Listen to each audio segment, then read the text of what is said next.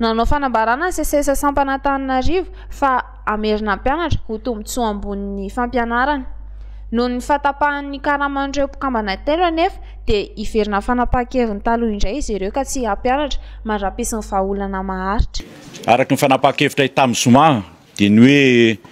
iverina mpianatra sika ary amarana ny tao-pianarana ho tombotsoa an'ireo ankizy malagasy.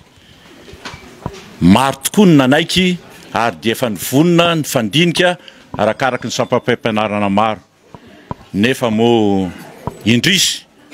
fa dia tsy nenona ny etaeta fa ny tanterana ka dia ohatrany hoe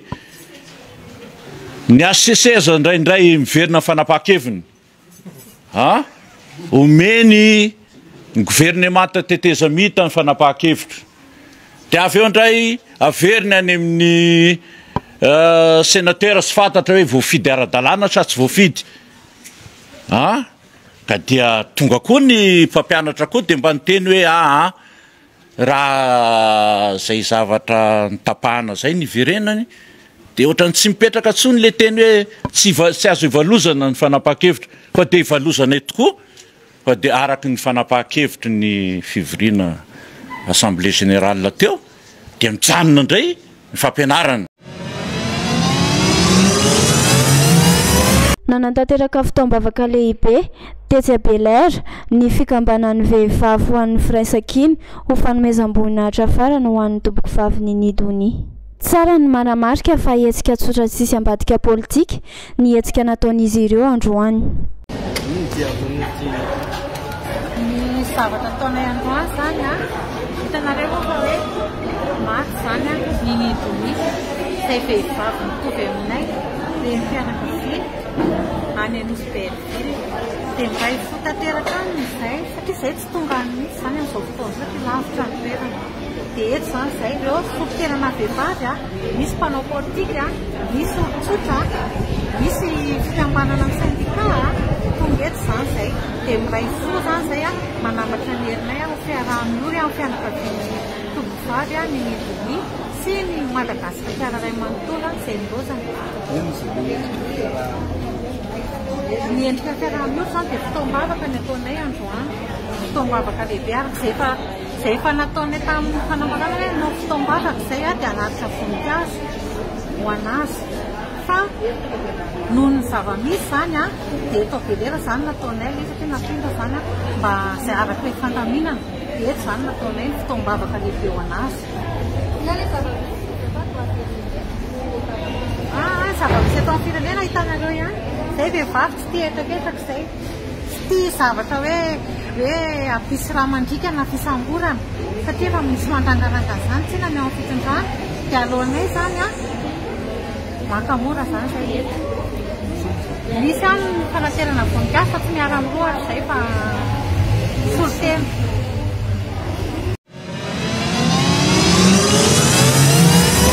20 Novambra andro iraisam-pirenena ho an'ny zon'ny ankizy fampatsiahivana indray ireo zo fototra tokony sitrahany indrindra eo amin'ny fiarahamonina. Maneho hevitra mahakasika izany Andriamatoa Ajara-Mamonjy tale jeneralin'ny ONG NISA izay nisehatra manokana ny ady amin'ny fidorohana zava-mahadomelina. Tokony harovana hatrany ny ankizy amin'ny fivarotana, fividianana ary indrindra fandraisana anjara amin'ny fifohana ireny zava-mahadomelina ireny. Izany indrindra no anaovan'ny ONG NISA fanentanana sy fidiana fotony eny an-tsekoly ho fisorohana sy fivarotana fiparitahan'ny fivarotana ireny zava-mahadomelina ireny. Satria fa amin'ilay hoe ampirimana ho an'ny ankizy ny volana Novambra fa ny ankizy moa zany malaza zao hoe 20 volana Novambra ny fanentanana zany ho ataoko ho fiarovana ireo zanak'antsika ireo dia tsika ray aman-dreny aza irana amina zavatra tsy tokony ataon'ireo tompony ankizy aza irana izy apetratsika aza irana izy ivetsika aza irana izy ividy consomme ary aza mpanandramana akory izy mitseno zany consomme zany satria ho fiarovana azy ho tombotsoa ambony tsika mianakavy no fiarovana zanakitsika teo aza zavatra any aoka mba tsy ho tsika indray no apiditra azy marina fitiavan-janaka ny hoe manome azy zavatra izay mba nitretinao mampety azy fa ny alcool sy ny tsiara kosa ary nyrongony sy ny zava-mahadomely rehetra dia tena aoka mba tena itsika miaro azy ankizy moa tsy manatsafidy anie satria izy zanakao dia ianao manana zo feno aminy marina misalala feny ankizy zay misalana be dia be zay mety pidi-doza ho an'ireo ray aman-dreny na mpitaiza azy raha mpiaro ny lalàna fa miteny aminareo zany aloha androany hoe miaingy aminareo fanentananareo ajanony amizay le fanerana ankizy aloha preta tsiara ividy tsiara ividy consomme dia manandrana consomme atao anaty dite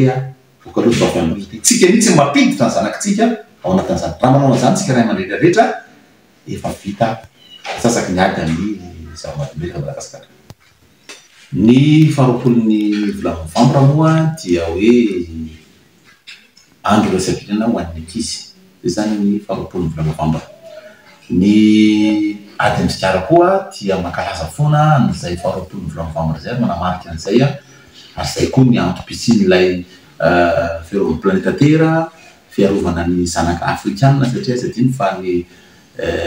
African Tobacco Control Alliance dia miady amin'ny sigara atao amin'ny continentan'ny Afrika izay mijery ny antsoina hoe génération sans tabac izay ankizy zany ny tena atao amin'io raha ho an'ny Madagasikara tokoa nazy dia manana lay didim-pitondrantsika lay 1871 izay mandrara ny fivarotana sigara amin'ny ankizy. Ary amin'ny tanako eto ny ray aman-dreny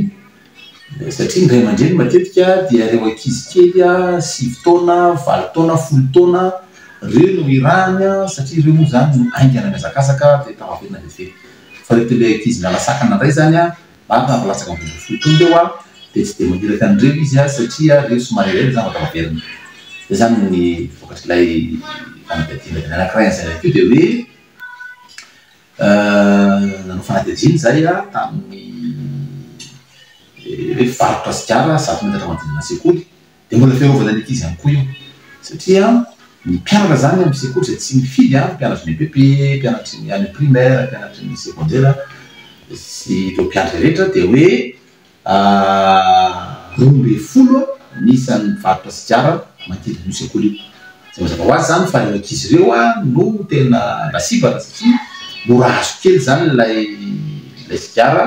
ao amin'ilay mpivarotra. Na dia voarara raha hoe tsy azo ataon'ny mpivarotra sigara ny ankizy latsaka ny 20 taona dia mbola mivarotra izy ho an'izay ankizy toy eo aminy. Zany zany fiarovana zao ny ankizy tao zany. Ireto hoe raha 100 metatra manodidina ny sekoly 12 ny mpivarotra dia ireto zany hoe raha 100 metatra dia firy, raha 300 metatra dia firy. Zany hoe ilay ankizy zany fa tonga any am-pianarana dia tena eo ambavahoana ny varotra sigara zany. Zay zany ny mikasika an'iny. Ny anankiray koa dia eto Madagasikara misy an'ilay vidinao 29511 izay mandrara ny hoe tsy azo atao ny mifoka sigara ao anatin'ny toeram-piasana, toeram-pivarotana, indrindra ireny toerana fisakafoanana ireny ho fiarovana ny indrindra satria ny ray aman-dreny matetika zany rehefa riva na weekend iny izy miala sasatra dia miaraka amin'ny vady aman-janaka mitondra ankizy kely. Isakafo ny alehandreo iny lasopy na izay sakafo hoaniny eo kanefa ny tena latabatra hafetsy ohatra misy olona koa miala voly fa ny andreny miaraka misetroka sigara. Mazava ho azy fa mitobaka manao anatin'ilay trano zany misetroka sigara dia voa reto zanak'olona zay miara misakafo reto zany daholo zany ny antony iarovana an'ilay ankizy amin'ny 29 indrindra moa hoe be voka ny vehivavy dia mazava ho azy fa miatra ao anatin'ny zaza-mboaka koa le setroka sigara ny hafa ao anatin'io toeram-pisakafoanana io. Zay zany no mahatonga anay manao hoe ny zanaka malagasy dia tokony voaro tanteraka mihitsy ao amin'ny setroka sigara. Manko fotony tanako ny mpampianatra satria misy mpampianatra zany izay tsy mifoka sigara izy ao anaty salle de classe fa mifoka kely izy ao an-davarangana ny ambaravarana dia le setroka sigara raha misia le setroka sigara madama miverina makao anatin'ny ilay ankizy kely izay ampianarinao. Dikan'izay mba manentana ihany koa ny tompon'ny sekoly tompon'ilay sekoly rehetra hamoaka didy aman-dalàna ao amin'ny sekoly. Ny azony atao tsara zany ny hoe tsy azo atao mihitsy ny mifoka sigara ao anatin'ny farotra sekoly na mpampianatra na iza na iza fa any ivelany ihany zany ny mifoka sigara zany fiarovana an'ireo zaza malagasy ireo zany. Dia ny ankoatran'izay koa zany dia ny hoe ny modely ny mpampianatra ka raha ianao mpampianatra tarafiny reto zaza mpianatra eto indray no manana tonga tena tsy mendrika ohatra hoe mampiseho aminy ny vokasikara dia nefa ianao no ray aman-dreny no andriamanitra faharoany ankoatra ny ray aman-dreny ao an-tranony dia mamaly fotsiny izy ao an-trano hoe raha miseharay ary amin'ny vokasikara mety resina hoe madamana eo raha vokasikara satria very satria mpampianatra ianao dia ny mazonao mihitsy zany amin'ny mpampianatra ny lasa ianarana n'ilay mpianatra ao satria aza dimy veloma mpampianatra dizy mpianatra dia izay ataonao zany no ataon'ny mpianatra ao zany zany no andetananay atao amin'ny ONG-sa ny hoe fiarovana ny ankizy ary manao an'io action foana zany zay amin'ny sekoly amin'ny fandetanana ny fiarovana an'ireo zaza malagasy ireo.